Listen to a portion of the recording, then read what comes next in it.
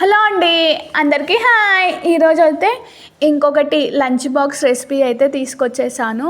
So ఇది paneer keema rice recipe అండి. So first paneer తీసుకొని ఇట్లా పన్నీర్ను మొత్తం ఇలా పెట్టేసుకోవాలి. సో నేను చూపించడానికి అన్నట్టు నేను ఇంకా పెద్దది ఏది ఉంది పన్నీర్ గీరుకోవడానికి అనేసి నేను చూపిస్తున్నాను మీకు. సో నాకు మళ్ళీ మీడియంగా అనిపిస్తే మొత్తం ఇదే అవుతుంది అన్నట్టు నేను పన్నీర్ది సో పెద్దది తీసుకున్నాను. చూసారా, పన్నీర్ని ఇలా పెట్టేసుకొని అందులో వేసేసుకొని గీరేసుకోవాలి. మీడియం సైజులో వచ్చేస్తుంది.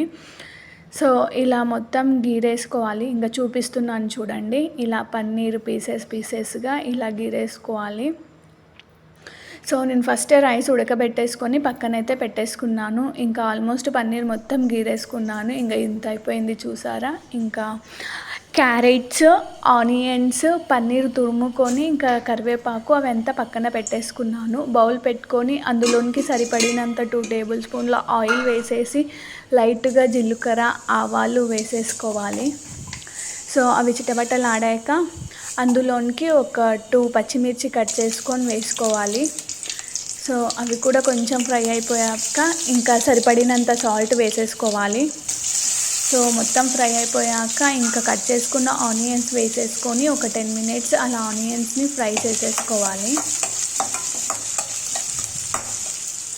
సో ఇంకా ఆల్మోస్ట్ ఆనియన్స్ మొత్తం ఫ్రై అయిపోయాయి. అందులోనికే క్యారెట్స్ వేసుకొని క్యారెట్స్ కూడా ఒక 10 మినిట్స్ అలా ఫ్రై చేసేసుకోవాలి.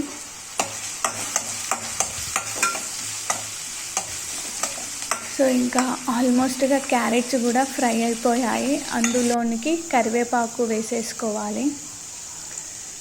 సో ఆల్మోస్ట్ ఇంకా క్యారెట్, ఆనియన్స్, పచ్చిమిర్చి మొత్తం ఫ్రై అయిపోయాయి. అందులోనికి సరిపడినంత కారము, సరిపడినంత పసుపు, సరిపడినంత ధనియా పౌడర్ వేసేసుకొని ఒక 10 మినిట్స్ అలా కారంని మొత్తాన్ని ఫ్రై చేసేసుకోవాలి.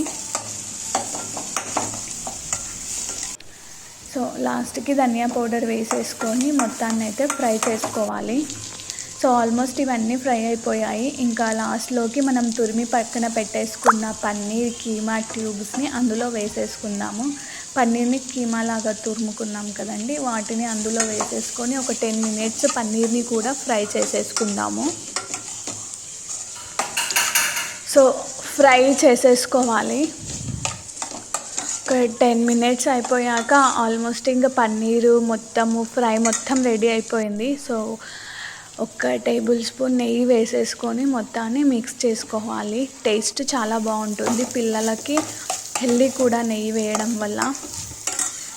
సో ఆల్మోస్ట్గా మొత్తం ఫ్రై అయిపోయిందండి. ఉప్పు కారాలు టేస్ట్ చూసేసుకొని అందులోనికి రైస్ వేసుకొని ఒక 10 మినిట్స్ అలా రైస్ని వేడి చేసామంటే వేడిగా కీమా పన్నీర్ రైస్ అయితే రెడీ అయిపోతుంది. నిజంగా చెప్తున్నాను, నేను ఫస్ట్ టైం చేశాను కానీ మా పిల్లలకైతే ఎంత బాగా నచ్చిందో. కీమా రైస్ పన్నీర్ అనేది చాలా బాగుంది. పన్నీర్ కీమా రైస్ ట్రై చేయండి. పిల్లలకి లంచ్ బాక్సెస్ ఇలా పెట్టారంటే ఇంకా లంచ్ బాక్స్ కంప్లీట్ చేసుకొని వచ్చేస్తారు.